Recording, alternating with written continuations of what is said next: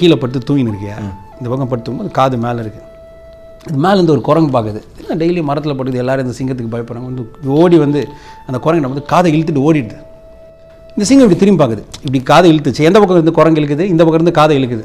இது இப்படி திரும்பி பார்த்தோன்னே குரங்கு பார்த்தியா நான் ஏமாத்திட்டு மேலே போய் சிரிச்சுன்னு இருக்கு. டெய்லி அந்த மாதிரி ஒரு காதை இழுக்குது. அந்த சிங்கம் அப்படியே திருங்குது.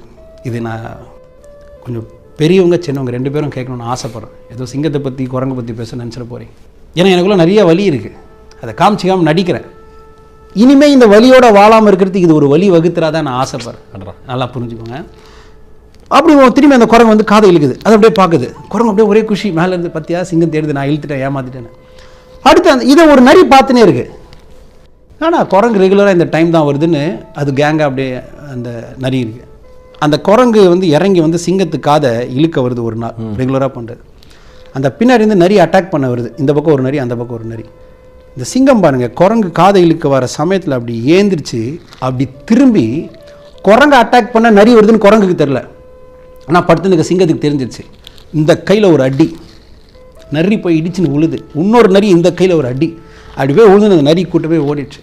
இந்த குரங்கு என்ன பண்ணுது, அப்படி ஒட்டின்னு அப்படியே அழுது திணறின்னு, அப்படியே திணறின்னு அழுது. அதால் முடியல, தாங்க முடியல. அதை அழுத உடனே சிங்கம் அப்படியே கிட்ட போனால் இன்னும் அப்படியே பயந்து நிற்குது. ஏன்னா பார்க்குது, பா சிங்கம் நிறைய ஆச்சுன்னு நம்ம கதி என்னன்னு பயந்து.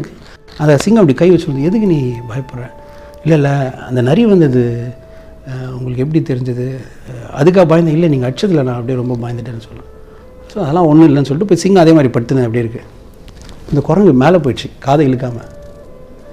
அந்த சிங்கம் பார்த்துட்டு கேட்குது, ஏன் என் காதை இழுக்கலை அப்படின்னு. அது சொல்லுது, இல்லை எனக்கு பயந்துட்டேன் அப்படின்னு. அது சொல்லுது, நீ உன் பின்னாடி வந்த நரியே எனக்கு தெரியும்னா நீ வந்தது எனக்கு தெரியாமையாக இருக்கும். ஆனால் அதை இழுத்ததால் உனக்கு வந்த சந்தோஷம் வந்துச்சு பார்த்தியா, அந்த சந்தோஷத்தில் எனக்கு ஒரு சந்தோஷம். இது கேட்குறவங்க நிறைய பேர் குரங்காக இருக்கலாம். நீங்கள் நினச்சா சிங்கமாக மாற வாய்ப்பு உண்டு. பா சிலர் சிங்கமாகவும் இருக்கலாம், அப்பப்போ நம்ம குரங்காகவும் இருக்கலாம். இது புரிஞ்சுக்கோங்க.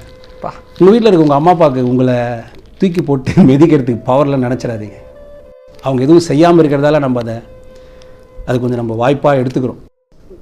அவங்களுக்கு அவ்வளோலாம் தெரியாது குருஜி, அவங்க அப்படிலாம் இல்லைங்கய்யா, அவங்களுக்கு ஒன்றும் தெரியுது. இது உண்மை தான்.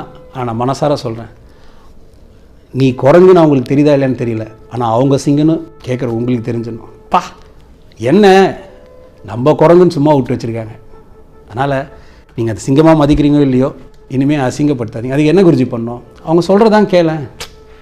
அவங்க சொல்கிறதெல்லாம் கேளு, செய்யும் கூட சொல்லலை, கேளு, சும்மா கேளு, போதும். Just respect them. If not possible at least don't disrespect them. Please disagree with them. நான் சொல்கிறேன், நல்லா புரிஞ்சுக்கோங்க.